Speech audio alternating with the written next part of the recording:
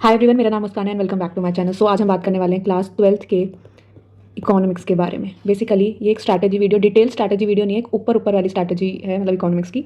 तो डिटेल में अगली किसी वीडियो में बता दूंगी, जब चैप्टर शुरू करेंगे उसमें बता दूंगी। ठीक है, तो पहले बात करते हैं। आपकी इकोनॉमिक्स में दो बुक्स हैं, एक है मैक्रो इकोनॉमिक्स और एक इंडियन इकोनॉमिक डेवलपमेंट। दोनों में ही अपनी अपनी इक्वल वेटेज है। ठीक है, तो मैं ये नहीं कहूँगी एक छोड़ जाओ एक कर जाओ, या कुछ कुछ भी ऐसा नहीं है, या मैं कोई ब्लफ करूँगी कि नहीं इस चैप्टर को कर जाओ तो ज़्यादा बेहतर है, या दूसरे चैप्टर को कर जाओ वो ज़्यादा बेहतर है, वो नहीं करना है।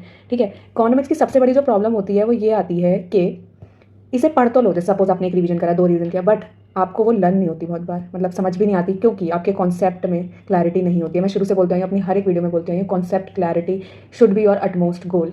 और इकोनॉमिक्स में तो गांठ मार लो, अगर कॉन्सेप्ट क्लियर नहीं होंगे तो नहीं आएगा आंसर। ठीक है, 11th की इकोनॉमिक्स थोड़ी हार्ड है एज कंपेरेटिव टू 12th। अभी आप देखोगे, अब जब आप पढ़ना शुरू करोगे या मैं पढ़ाना शुरू करूँगी तब आपको समझ आएगी। ठीक है, तो अकॉर्डिंग टू योर सिलेबस जो सीबीएसई ने बताया है उसके वेटेज के अकॉर्डिंग ये मैंने यहाँ लिख रखा है। तो मैं आपको बता दूँ, जो ये आपका पहला यूनिट है नेशनल इनकम, इससे हर साल न्यूमेरिकल आता ही आता है। जनरली एक इसमें कॉन्सेप्ट है स्टॉक वाला, तो फ्लो वाला भी है, मतलब बहुत सारे कॉन्सेप्ट हैं। धीरे धीरे मैं आपको शॉर्ट में समझाऊंगी कि कैसे क्या करना है क्या नहीं करना, बट ये बहुत इंपॉर्टेंट वेटेज रखता है in terms of numericals. Numericals आते ही आते हैं, आप नहीं छोड़ सकते। और आपके एजर्शन रीजन भी जनरली इसी वाले चैप्टर में से ज़्यादा पूछे जाते हैं और बहुत घुमा के पूछे जाते हैं। तो कॉन्सेप्ट अगर क्लियर नहीं होगा, जीडीपी, जीएनपी, जीवीए, ठीक है, तो आपको नहीं समझ आएगा क्या करना है। आपके न्यूमेरिकल्स प्लस जो डिफरेंस होता है, ठीक है, टेबुलर फॉर्म में, वो भी बहुत ज़्यादा इसी वाले चैप्टर में से पूछा जाता है। आपका यूनिट 2 है मनी एंड बैंकिंग, ये 6 मार्क्स का इंपॉर्टेंट है। इसमें आपका बैंकिंग वाला कॉन्सेप्ट थोड़ा ज़्यादा इंपॉर्टेंट है। मनी में से तो M1 M2 M3 वाला ही क्वेश्चन आएगा। अभी आपको समझ नहीं आएगा मैं M1 M2 किसे बोल रही हूँ, धीरे धीरे जब पढ़ोगे तब समझ आएगा, लेकिन बैंकिंग का पार्ट थोड़ा ज़्यादा इंपॉर्टेंट हो जाता है। Next is your unit 3। अभी आप कहोगे कि ये क्या समझाया, अभी मैं डीप में अलग से एक वीडियो लाऊंगी। ये आपको बस एक कॉन्सेप्ट क्लैरिटी के लिए मैं बता रही हूँ कि क्या इंपॉर्टेंट है क्या इंपॉर्टेंट नहीं है, मतलब ज़्यादा वेटेज किस हिसाब से आपको पढ़ना है। मैं दोबारा बोल देती हूँ, गधा पढ़ाई मत करना मत करना मत करना, नहीं मार्क्स आएंगे कि कुछ भी कर रहे हो, मार्क्स के अकॉर्डिंग चलना है। ठीक है, next is your determination of income and employment, utmost important plus थोड़ा सा हार्ड है इन टर्म्स ऑफ कॉन्सेप्ट्स। एकदम से समझ नहीं आते हैं इसके कॉन्सेप्ट्स को समझने में थोड़ा टाइम लगता है, और ये 12 मार्क्स का भी है। तो I am damn sure CBSE इसमें से क्वेश्चन घुमाएगा ही घुमाएगा, क्योंकि बच्चा ज़रूर अटकता है। मनी मल्टीप्लायर वाला कॉन्सेप्ट है जिसमें, वो तो हर बार पूछा है, हर बार। आप पीवाईक्यू कितने ही साल पहले के उठा लो, 10 साल पहले के, 15 साल पहले के, मतलब जब भी, बट हर बार आपका मनी मल्टीप्लायर से सवाल आया ही आया। अब ये मत करना कि सिर्फ मनी मल्टीप्लाई करके चले जाएंगे, ये नहीं करना है। कॉन्सेप्ट को शुरू से समझ के, शुरू से पढ़ के और शुरू से अपने पेपर में अप्लाई करना है, वो भी मैं बताऊंगी कैसे। ठीक है, unit 4 government budget and the economy, utmost important. इसमें से भी बहुत सारे क्वेश्चन आपके आते हैं। इसमें आपके 6 मार्कर्स ज़्यादा बनते हैं एज़ कंपेरेटिव टू जो शॉर्ट वाले 2 मार्कर्स होते हैं। ज़्यादातर जो शॉर्ट मार्कर्स होते हैं आपके, वो यूनिट 1 में से बनते हैं। अभी जब मैं पढ़ाऊंगी ना तो मैं आपको बताऊंगी कैसे। यूनिट 5 बैलेंस ऑफ पेमेंट, ये भी थोड़ा सा बच्चों को हार्ड लगता है समझने में, बट डोंट वरी, ईजिली आपको सारे कॉन्सेप्ट समझाऊंगी, सारे शॉर्ट नोट्स, सब कुछ मैं प्रोवाइड करूंगी। बस आपका काम है पढ़ने का। तो प्लीज़ आपसे हाथ जोड़ के निवेदन है, मेरे से समझना है, मेरे से मत पढ़ना, किसी और से पढ़ लेना, बट पढ़ लेना। और बैलेंस ऑफ पेमेंट ऐसा चैप्टर जो जनरली बच्चे छोड़ के जाते हैं क्योंकि उन्हें समझ नहीं आते कॉन्सेप्ट्स की वजह से, बट ये बहुत ईजी चैप्टर है, बस थोड़ा सा दिमाग लगाने का खेल है, और वो आपके सबके पास ज़्यादा ही है। तो भाई उसे सही जगह लगाइए। तो हम बैलेंस ऑफ पेमेंट जब करेंगे तब मैं आपको बताऊंगी कैसे और क्या। इसमें से भी 2 मार्कर्स थोड़े ज़्यादा ही आते हैं। ठीक है, और पीवाईक्यूज जैसे मैंने देखे तो 2 मार्कर्स इसमें से ही ज़्यादा आ रहे थे। तो धीरे धीरे टाइम के साथ जब हम पढ़ेंगे तो मैं आपको समझाती जाऊंगी कौन से 6 मार्कर्स और कौन से 2 मार्कर्स आपको करते जाना है। ठीक है, ये हो गई आपके चैप्टर्स की बात। अब मैं बात करने वाली हूँ आपके सोर्सेज की। देखो, NCERT is more than sufficient अगर मैं बात करूँ तो। ठीक है, लेकिन कुछ बच्चों को एनसीईआरटी मैक्रो इकोनॉमिक्स की समझ नहीं आती है। ठीक है, तो आप एक काम कर सकते हैं, ये मैंने फॉलो किया था, और मैं आपको बता दूँ, आप कहोगे आपकी बात क्यों सुने या क्यों माने तुम्हारी बात। आई स्कोर्ड 95+ इन इकोनॉमिक्स, और मैं अपनी मार्कशीट लगा दूंगी ना भरोसा हो तो आपको। और मैंने जो सोर्स फॉलो किया था, एनसीईआरटी मैंने नहीं पढ़ी थी। ठीक है, अब मैं ये नहीं कह रही आप भी मत पढ़ना, नहीं, आपको पढ़ना है आप पढ़ लेना, पर मैंने नहीं पढ़ी थी। बीइंग वेरी ऑनेस्ट, मैंने संदीप गर्ग पढ़ी थी। ठीक है, it's the one of the best book for your macro economics. मतलब इतने अच्छे से कॉन्सेप्ट समझे हुए हैं। आपको सेल्फ स्टडी के टाइम पे एनसीईआरटी थोड़ी हार्ड लगेगी, बट अगर आप संदीप गर्ग से पढ़ते हो तो उसमें एजर्शन रीजन भी हैं, एमसीक्यूज भी हैं, 6 मार्कर्स भी हैं, 2 मार्कर्स भी हैं, और कॉन्सेप्ट्स को शॉर्ट नोट्स में दे रखा है। तो एनसीईआरटी तो आपकी मेन बुक हो ही गई, और आप रेफरेंस के लिए संदीप गर्ग ले सकते हो, ये मेरी एडवाइस है। तो एक बार आप ट्राई मत मतलब कर सकते हो ट्राई, बहुत बहुत बहुत अच्छी बुक है। मतलब आप श्योरिटी के साथ मैं बोल सकती हूँ कि हाँ आप ले सकते हैं ये बुक, और आपकी आगे मर्जी है। ठीक है, और मेरे कुछ नोट्स भी थे जो मैंने अपने टाइम पे पढ़े थे, मेरे कोचिंग के नोट्स थे। अगर आप कहोगे तो मैं वो भी अपलोड कर दूंगी, मुझे कमेंट्स में बता देना।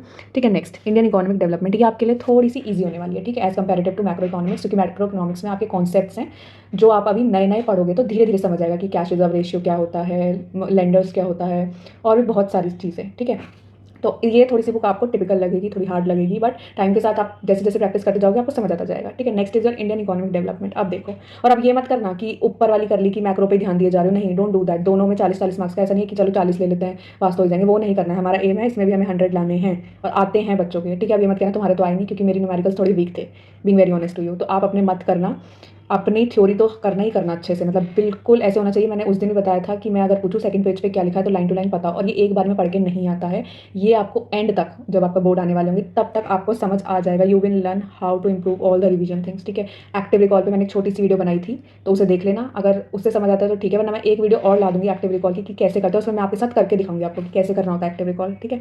अब है Indian economic development, unit 1, unit 2, unit 3, unit 4, तीनों ही इंपॉर्टेंट है। मैं इसमें बिल्कुल भी नहीं कहूँगी कि कोई इंपॉर्टेंट कम है, कोई इंपॉर्टेंट ज़्यादा, no. They carry equal weightage, means ये नहीं, ये मार्क्स वाला नहीं, equal weightage in the sense कि सबका अपने अपने लेवल पे इक्वल कंट्रीब्यूशन है आपके पेपर में। कैसे? ये वाला जो है 20 मार्क्स वाला, इसमें जितने सारे कॉन्सेप्ट्स हैं वो बहुत ईजी हैं और जनरल हैं, लेकिन इन दोनों में जनरल नहीं है और इसमें तो बिल्कुल भी जनरल नहीं है। जो बच्चे यूपीएससी की प्रिपरेशन करेंगे उन्हें पता होगा, इट्स क्वाइट लाइक IR, ठीक है। चलो उस पर नहीं जाते हैं, आपको भी क्यों कंफ्यूज करिए हमें। चलो इस पर बात कर लेते हैं। Unit 1, development policies and experience, ये आपका शुरू होएगा एग्रीकल्चर से।